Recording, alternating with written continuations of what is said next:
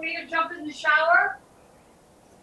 It's, people are signing on. I said it asked, yeah, I know, that's why I want to sign on. What's the picture? No one can see me? No. Okay. Is that Debbie? Is what? Oh no, everyone is. Steve. Yeah. So you definitely can't see anyone now? They can't see us? No. You sure? Yeah.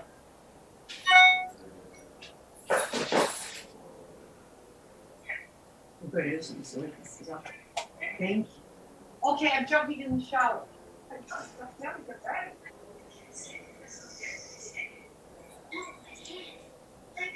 I want to get my car washed.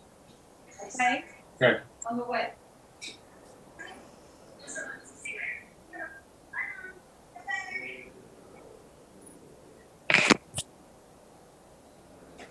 Well, I'm beginning to clean.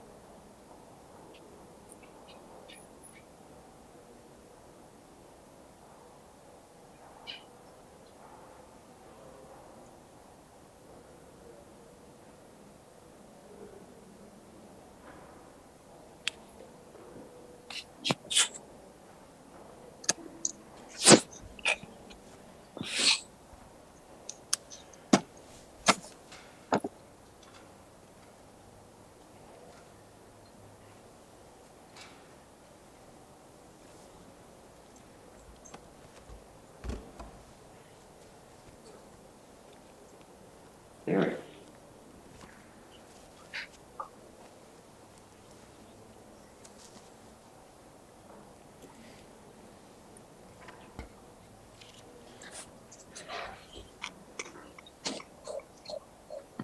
Is that my niece, Brenda? It No, looks like Brenda. it does look like. Looks terrible. I don't hear anything. We don't know if she's speaking yet. Where's the audio? He's not saying anything. Maybe they're setting it up. Yeah, it didn't start yet. You're gonna hear the rattling of the paper. Yeah, You hear it? yeah.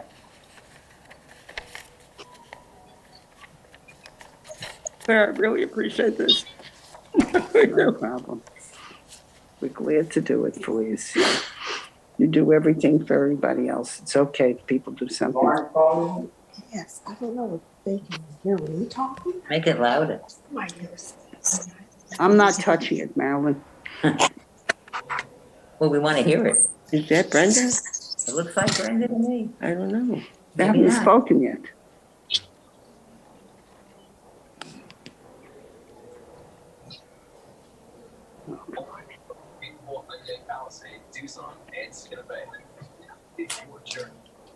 I can't hear that. Marilyn, they didn't start yet. Oh, okay. These have been word tickets to the Harlem Globetrotters at the Blue Cross Arena, February 5th. Who's that? I don't know. I will, Welcome back to Buffalo Kickoff Live. It's time for the opponent's preview. Erdle, Forbes.com. JP, Jeff's team. I'm waiting to get on Norma Erdle's funeral. Team that's, ready to hit the golf course just yet. I mean, they have been competitive over the past few weeks. Look no further than what they almost did to Tampa and almost beat the defending Super Bowl champs. Just What is this? Do you know? how they've been able to be in no the idea. Looks like a man. to play for. They've been really competitive since that last punt against the Maybe it's a Wolves. rep. No? Jackson, go last 10 last seconds. I think the thing here is, let's face it, unlike last year, they weren't competitive down the stretch. They're not playing with a lame duck coach. They're playing with a first-time head coach in Robert Saleh, young coaching staff. So everyone's still excited. Nobody's so there's still a lot of enthusiasm, a lot of excitement, and everyone's playing hard. So I expect, even though obviously being underdog against the Bills, nothing to play for. I mean, they would love nothing more than to spoil the Bills' chance at division title. I would expect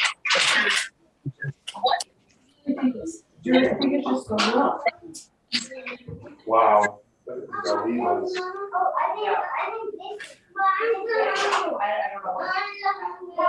Nani's making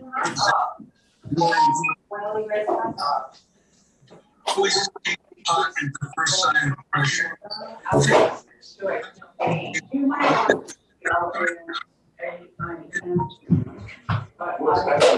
I'll wait you. I'm gonna sit next to you. No, we're gonna sit over here. Come sit over here. Someone's gonna sit here. Right here. Hey, I'm not doing these things. These candles. I don't like these candles. maybe going in the You future. wanna blow the candles off for Saba? I think the defense has gotten better. It's just a Zoom that I'm looking at. Sweetie. Has gotten better. Do you wanna blow the candles off for Saba? I think Play around with it. I want to. Okay, this one. This one. This one. a lot of credit. Unbelievable. Unbelievable. Okay, this. Stanford. Stanford. On this league, and I think this year he's Coming in. earning that huge salary. Ben, look outside. There's nothing there. And you Ben, remember the lake, right?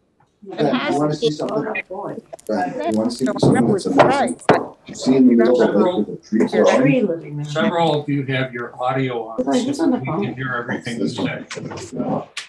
You see it?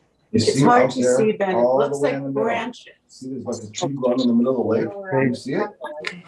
Look right in the middle.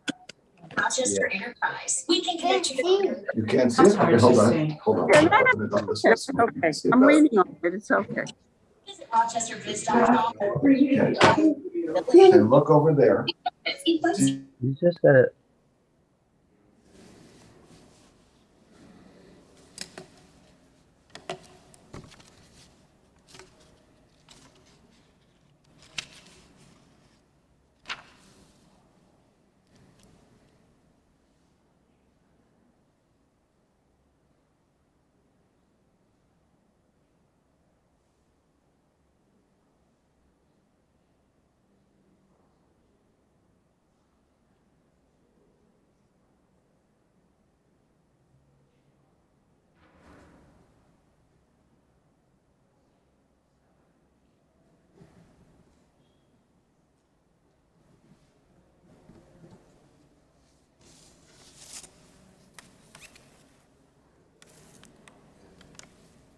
Recording in progress.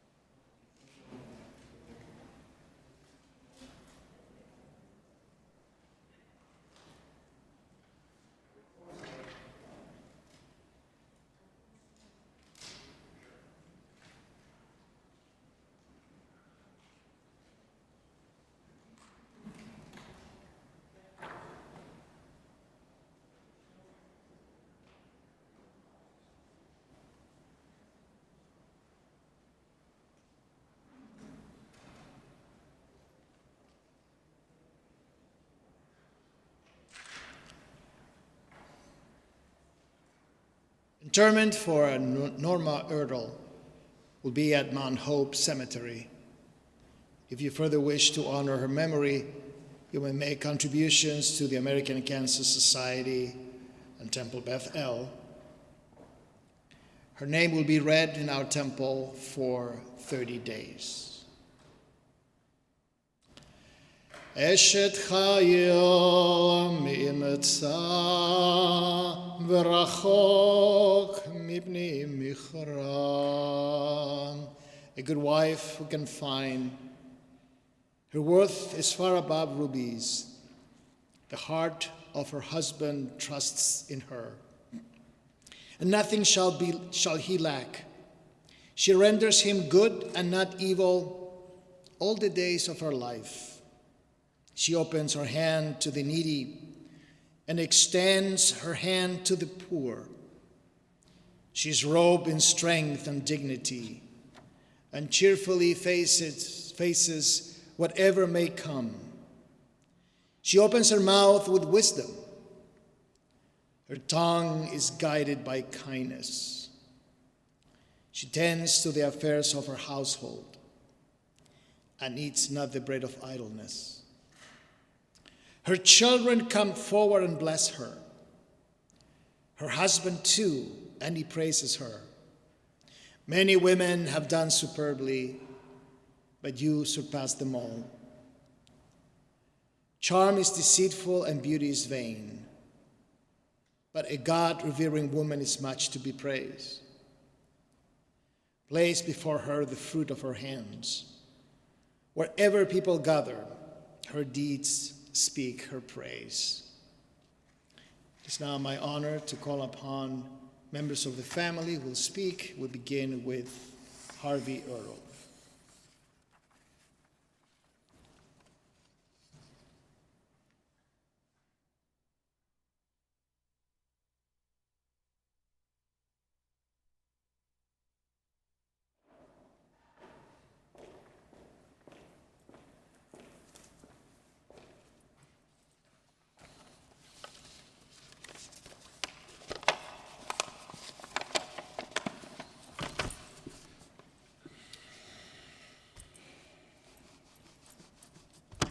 My backup right here, in case I can't talk. Ever since I was a little boy, my mother was the kindest and gentlest person in the world to me. At the same time, she ruled with a firm hand and a big heart. She was always a warm, big-hearted, gracious, and classy lady. I have so many wonderful memories of so many good and wonderful times and lesson learning times with my mom. One of them, there was a time when I was around 8 years old, and she'd already repetitively, probably 100, told me not to go play in the giant backyard behind my grandmother's house on Joseph Avenue, which the backyard was around 500 or 600 feet deep, full of fruit trees. But all around those fruit trees was a tremendous amount of poison ivy. And she caught me coming out of there one more time after she already told me, and she disciplined me for it, not listening. And the next day, of course, at the age of 8, I was covered everywhere, and I mean everywhere, from head to toe, with poison ivy. And she put me in a bathtub multiple times a day, painting me with calamine lotion. Well, I didn't go back into those woods for at least, well, maybe a month or two, and she probably caught me again. I don't remember those times, though.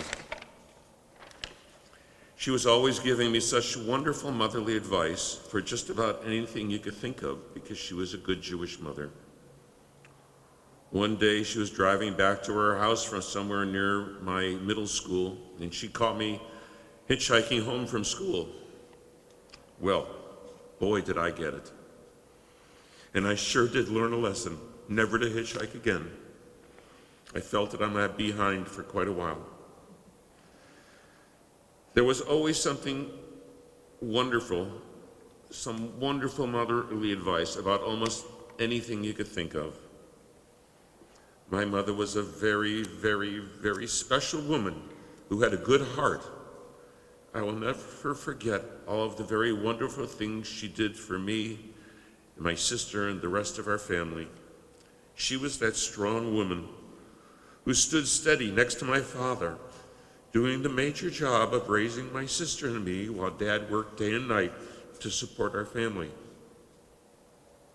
And believe me, that was no easy job for her because I was a handful of endless energy. She taught me right from wrong, how to throw and catch a baseball. After all, herself, she was quite an athletic person. When she was a little girl playing baseball, she told me they used to call her hard-hitting Norma. She taught me how to eat and act politely at the table and how to treat my fellow man as equals. She was better than no one, and no one was better than her. When she was a teenager, she always reminded us she was a ballerina. And she sang on the local radio stations in Rochester. After all, she had a lovely voice. She tried very hard but unsuccessfully to help me learn how to play the flute and the trumpet. And I was worse at one than the other. But she always told me how nice it sounded, and thank God she let me stop. I hated doing it. She sent me to Mrs. Applebaum's to learn how to dance at bar mitzvahs. To my mother, her family was the most important thing throughout her whole life. She was my Cub Scout den mother. I think she did this because she wanted to be with me and protect me. She taught me and my fellow Cub Scouts all kinds of interesting things. The least knot is how to tie different kind of knots, like a slip knot or a half hitch or a double hitch or a bowline. And how did she do this? When I was sleeping, she made my dad teach her how to do it so she could teach all the rest of us. She signed me up for all kinds of activities like biddy basketball and Little League. Speaking of Little League, it was very interesting because being raised in a very firm Jewish tradition, it was very important to her and my dad that I would go to Hebrew school and be bar mitzvahed. So 2 days a week when I was going to Hebrew school, she'd pick me up after Hebrew school, with a jar of milk and a peanut butter and jelly sandwich or a tuna fish sandwich to eat in the car on the way to Little League practice or a Little League game. She never wanted me to miss one, but I had to go to Hebrew school. She was always schlepping me from one place to another. Of course, back then, you never got a choice of the things you wanted to do, not like today. She was your mother, and she told me, this is what you're going to do and you're going to enjoy it. And I enjoyed it. I wanted to play football. She didn't think it was a very good idea, but she let me play anyway. I was one of 2 Jewish kids on the team. Every day after Hebrew school, she'd drive me back to football practice. I was the skinny kid. I weighed 120 pounds with all my equipment on. And she was so worried I was going to be hurt. She came to watch my first football game with my Aunt Seal. Sitting in the bleachers at East Rochester, she said with astonishment to my aunt that I already had 2 black eyes and hadn't got on the field yet. And that was the black stuff they painted under your eyes. She was very upset. But actually, I spent most of the whole game on the bench because I was so small. As time went by, she let the baby bird, me, leave the nest. However, she always seemed to have an invisible string tied to one of my legs. As Nadine and I raised our young children, she made dinner every Friday night so the family would all be together. She taught Nadine all my favorite dishes. And as the years went by, we were always together as a family. And then 6.5 years ago, my dear father Jack passed away, and my mother was all alone. And I became her rock, her advisor and confidant. However, she was quite the intelligent, independent woman, and I never made any decisions for her. Her decisions were her own, and she just used me as her sounding board. I could never and would never tell her what to do. She was quite the independent woman. Since I was retired, I was able to spend many, many more wonderful times with her in the last 6.5 years. And then the last 2 years, when this terrible COVID disease hit us, we spent even more time together. My dear, lovely wife, Nadine, was such a mensch. She'd have my mother to our house for dinner multiple times a week, as we didn't want her to be alone. Likewise, my sister had her many times as well. My mother never wanted herself to be a burden to us. She did not demand or ask much of us. She never asked to come to dinner. She always waited to be invited. She didn't say, "What are you doing tonight? Can I come for dinner?" No, but we all knew to bring her to dinner. She was always such a gracious and classy lady, right up until her last dying day. And it wasn't expected, but let me tell you how this went. This past Monday, she went to her friend Sue Solomon's house at Delaware Country Club and played canasta for 4.5 hours. She was coming to our house for dinner, where Nadine was making her favorite dinner. We have a veal chop and sweet potatoes and cauliflower, and Nadine made her homemade soup. But before dinner, she got to my house and she came in and she said, "Oh, Harvey, I'm so exhausted. Just like this, I'm so exhausted. I don't know what to do." And I said, "Mom, come on." And I took her into the family room and I laid her down to take a nap. And I said, "Sleep for an hour and we'll get up, we'll have dinner then." Well, an hour later, she got up all by herself. I didn't have to wake her.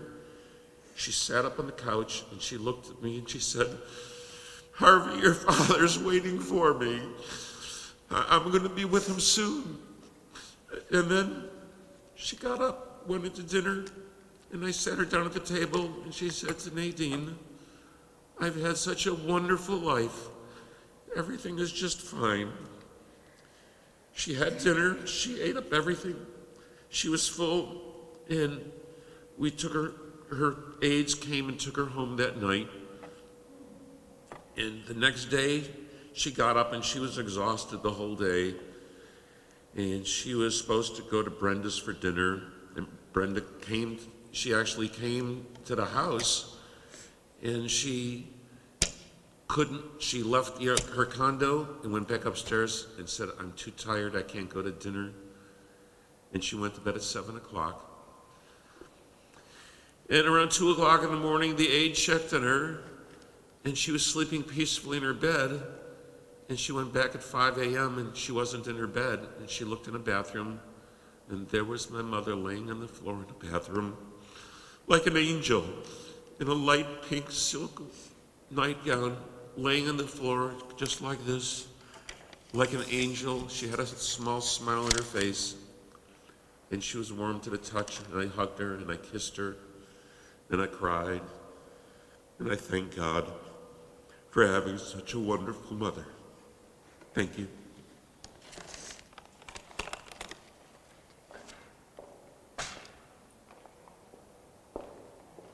Now my sister Brenda, come on. Thank you, Harvey, for a beautiful eulogy. We now call upon Brenda, Norma's daughter, to speak, coming together with her.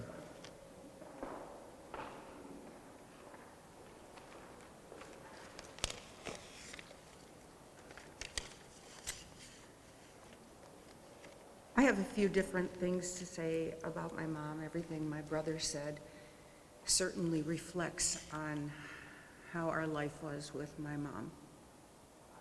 Louder. Oh, can you hear me? Now we can. Okay. I want to start by sharing a story that Mom would tell often. Mom and Dad were fixed up. Staying at my Aunt Sally's house in Montreal, the doorbell rings. Mom goes to the front door.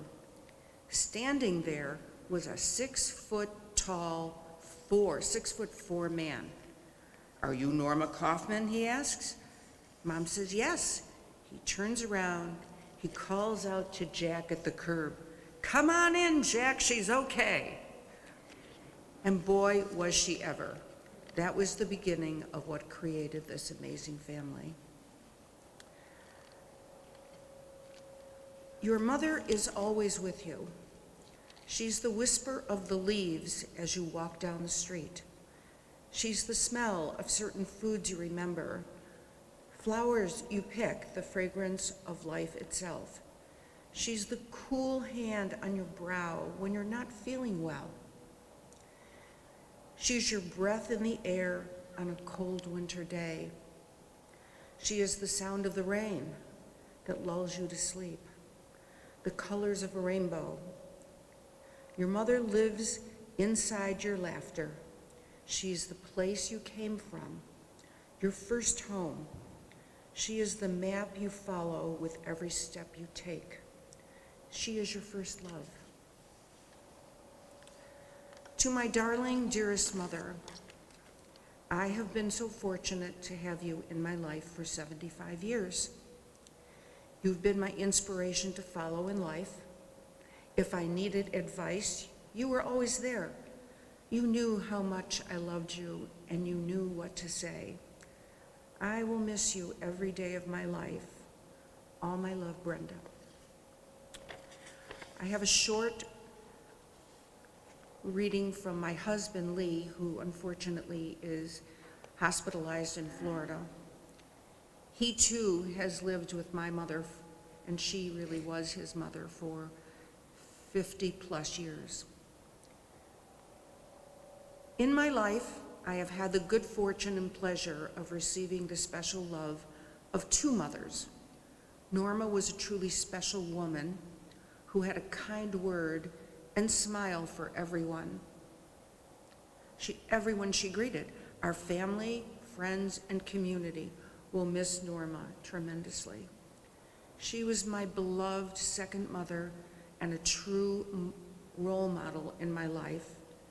You will be missed by me every day. Love, Lee.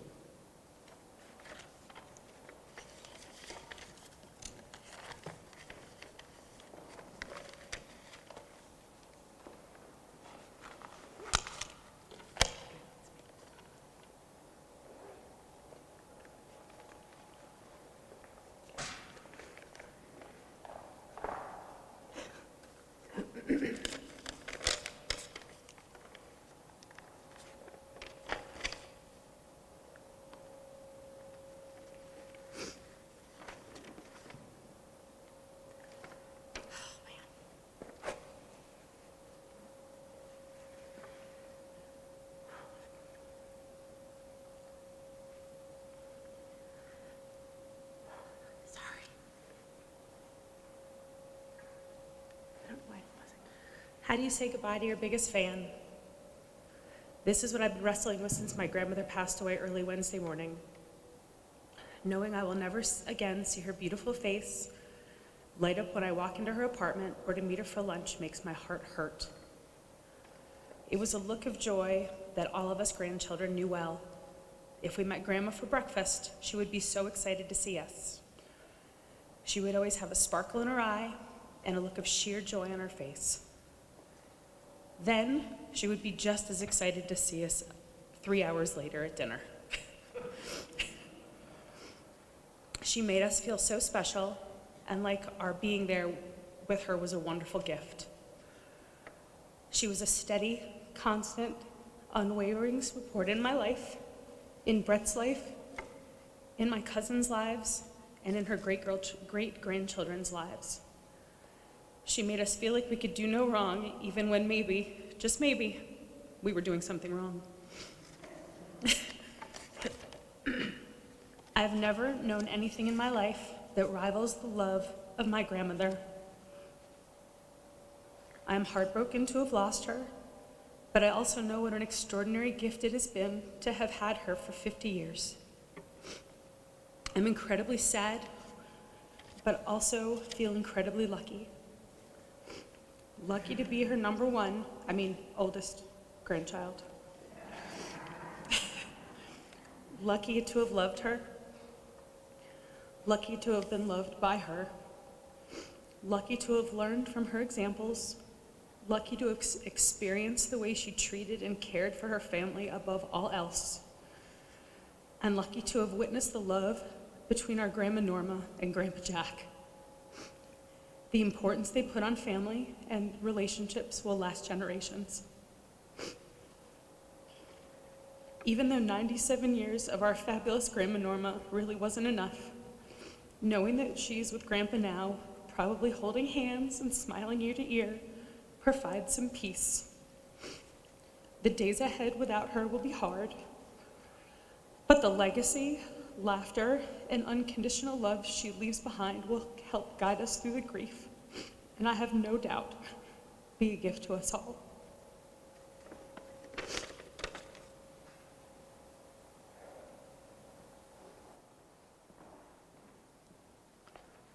Thank you, Aaron. We call upon Jesse Erdle to speak last.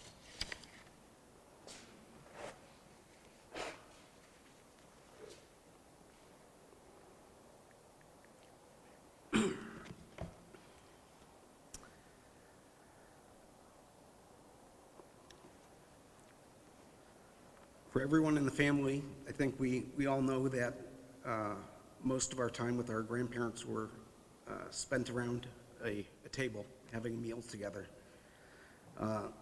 For the Erdles, eating was a activity.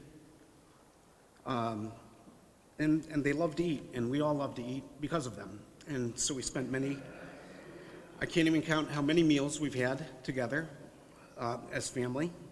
And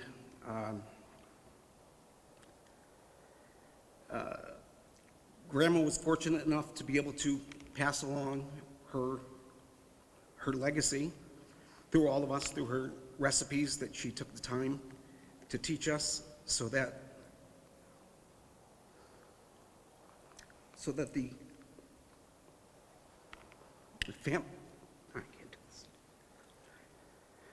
family would carry on together, and that our memories would remain strong and they would never die.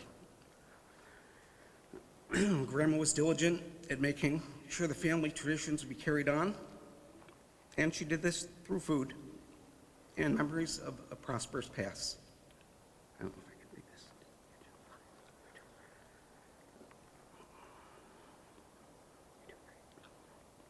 Grandma and Grandpa's dynasty started pretty much here in Rochester, New York, although they were really from Canada. But my grandfather Jack, he was a determined man, and he was determined to make sure that he provided well for his family.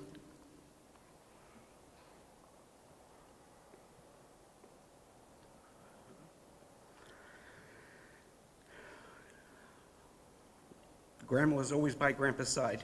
It didn't matter what happened, it didn't matter how many times he fall down, she was always there to pick him up.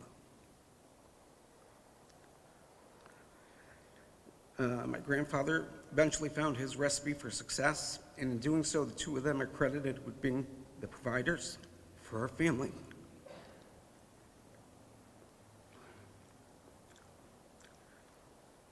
Grandma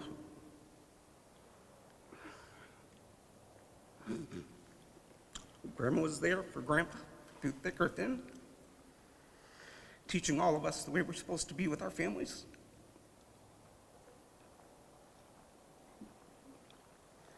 There's a lot more I have to say, but I really can't say too much more. Grandma was great. And I think we all loved her very much, and we're going to miss you.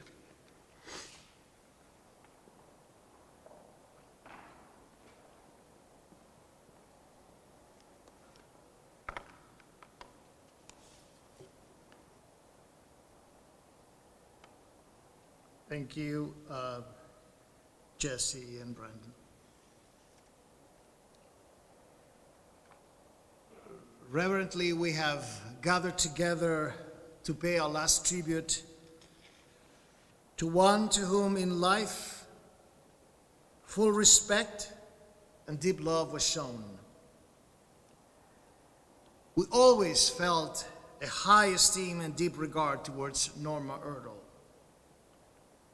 Our feelings, emotions, and sentiments are mingled as we stand before this silent casket, enfolding the mortal remains of our loved one. There is sadness, there is real sadness, because her passing means the severing of tender ties. It means that fond farewells must be spoken. It means that her dear family form and features will no longer be seen in the accustomed surroundings.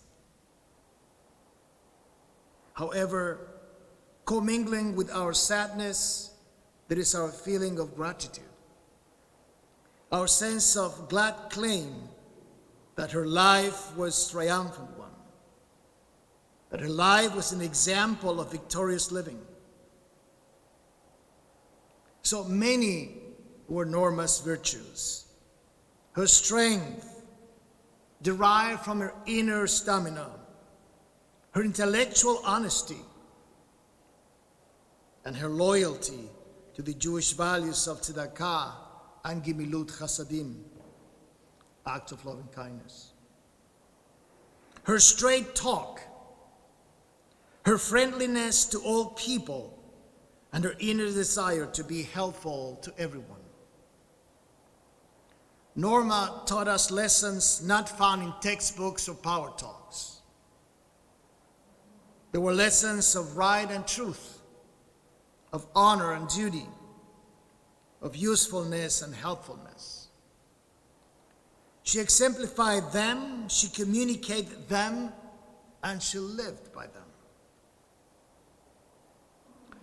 The rabbis tell us that the fifth commandment, honor your father and your mother, should be interpreted not as an exclusive blood relationship, but that somehow we find in life people who, by the virtue of the nature of their neshama, of their soul, are our mothers or fathers to a larger group, even to the generations of the grandchildren and great-grandchildren, even to the community that they are surrounded by. People like Norma's nature. They like the way she lived her life. They like the way she was a mother to many. She is being a beautiful and deep inspiration to her family, to 3 generations forward. She was very understanding to her children, grandchildren, and great-grandchildren. Norma and Jack met, as we heard from Brenda. Their courtship was short. She was 19, he was 22, 21, 22 when they got married. All that happened in Montreal. Then they came to New York, to the States. Jack developed great business. Norma, in many ways, was his right hand. Norma was involved in the business. She worked in the office. She did the paperwork. But she did it not just because of help. She did it because she cared, because she had a seichel herself in business. She made sure that the accounts made sense. When the children came, she turned inwards to raise a beautiful family. The real mom.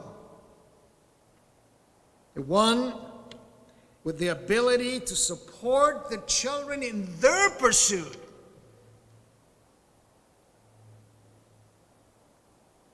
An intelligent woman. She knew what was going on in life. A matriarch of the family. Someone who changed with time to adapt herself in the way she accepted the way people live. Both of them, Jack and Norma's world, had changed since the time they were born. But they were smart to change with the time as well. Examples of life, teachers of life. Norma taught Nadine certain family dishes, family cooking, and very importantly, to label dishes before the party.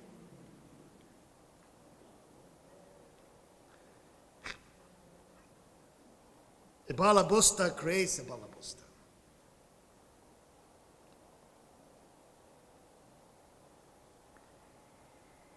For Lee, and we heard a little bit from Brenda,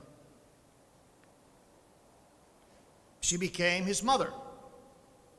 Great memories. Someone who was always there, says Lee, for everything. Quoting Lee, she would say, "What can I do for you?" Always with a smile. Always a person with a kind word. Someone who became part of your life. Someone who herself had a peaceful life. There will be things that we will recall in the future that belong to her. He said, "She was a mother to me. She was a crucial and a central part of my wife's life and my life. A very special person. She will be missed." This is very difficult for everyone. And I miss, says Lee, the opportunity of being there with you to express my feelings in person. I was honored to have been her son-in-law.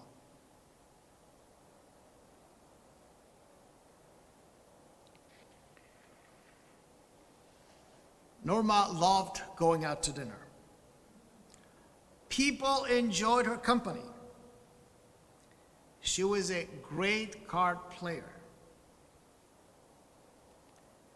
And although COVID put some limits to her life, she didn't feel constrained by the pandemic. And therefore, Wednesday or Saturday, we'll prefer Wednesday, was her dresser's day. She had to go to get her hair done. COVID, no COVID, she went anyway.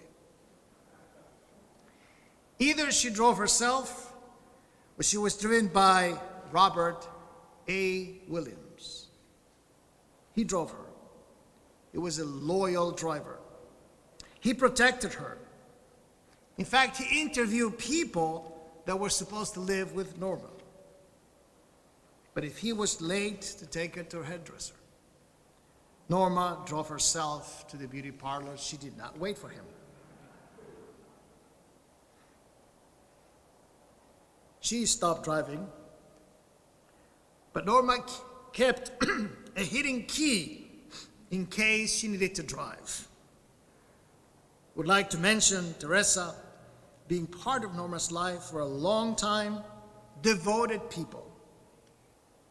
Norma gave the family the opportunity, as we heard, to enjoy her company, but not to be worried about herself.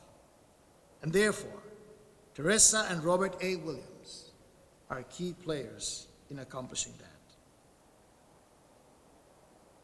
How intelligent she was, that she realized that to continue living with others meant that you were not a burden to others. And she knew instinctively that in order to be around longer, she needed to share quality time with her family, children, grandchildren, great-grandchildren, and that meant that she needed to have help and assistance. She was very grateful to them. Lisa felt included and accepted into the family. Norman and Jack were seen by her like a power couple. She looked up to them.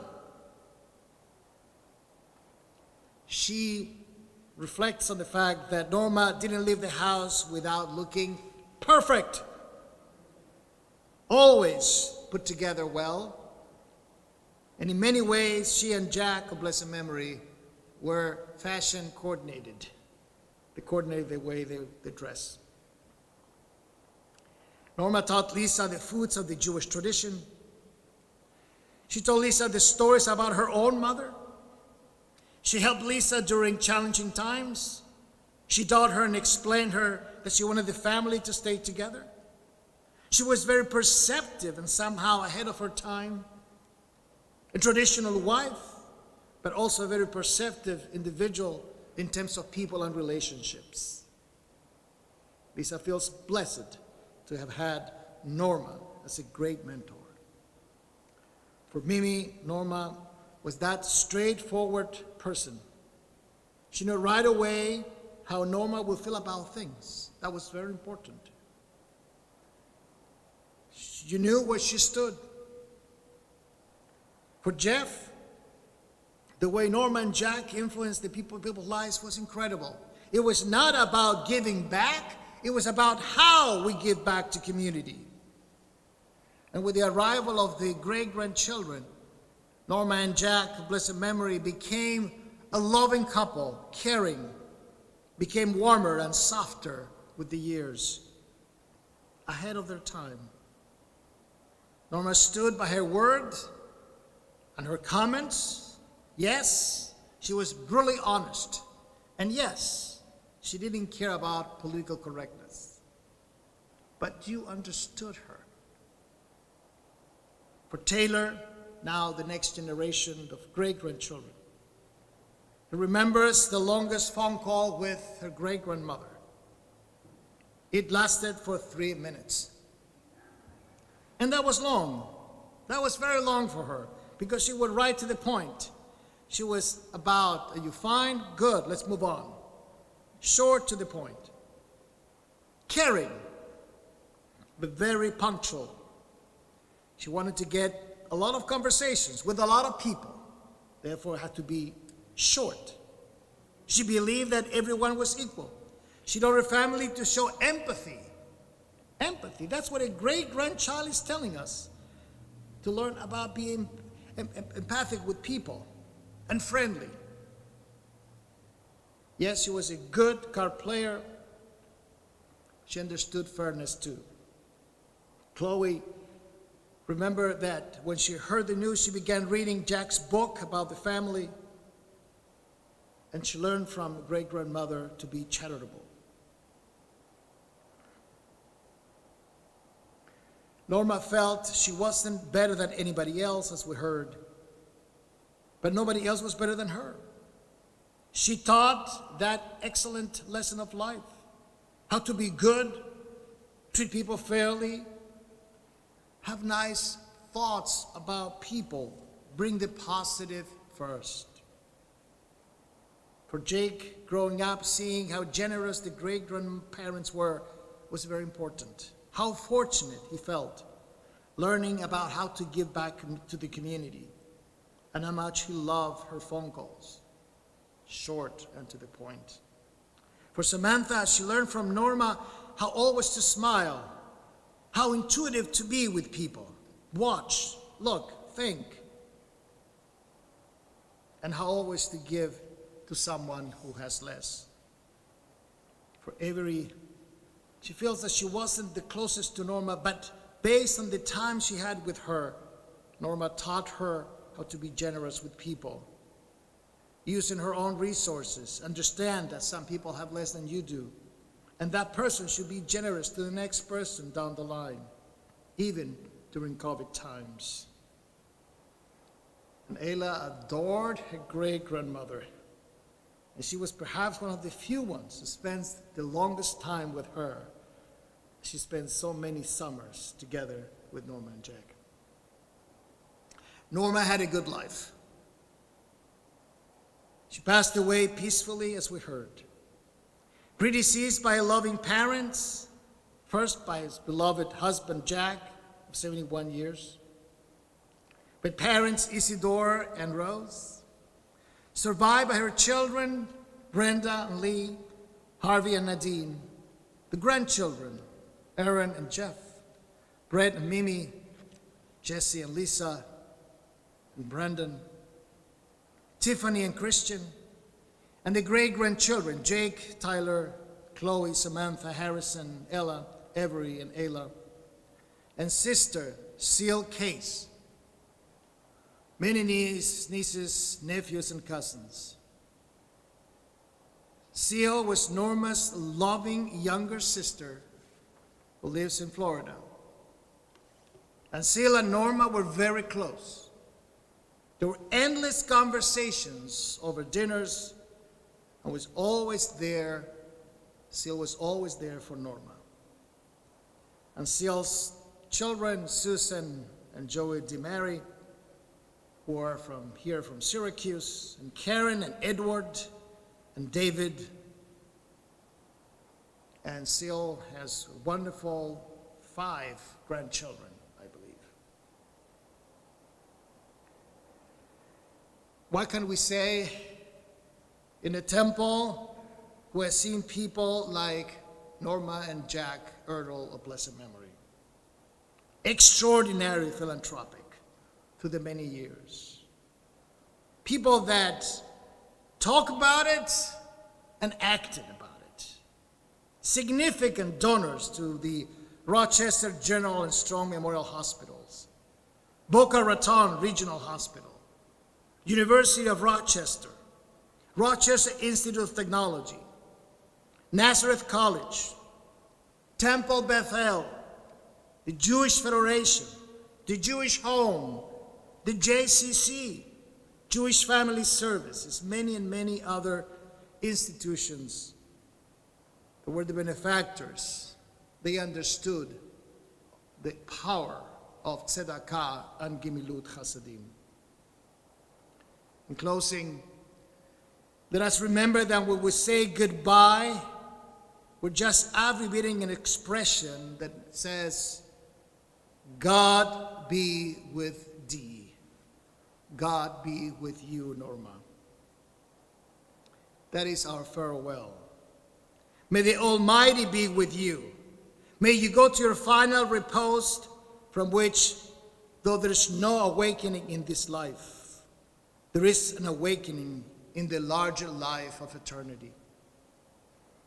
May you, Norma, Neshki Bat Yitzchak Verachel, by your virtues, go before God Almighty, and God's grace will receive you with open arms.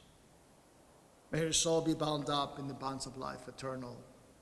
And let us say together, all together, Amen. Kindly rise for the memorial prayer.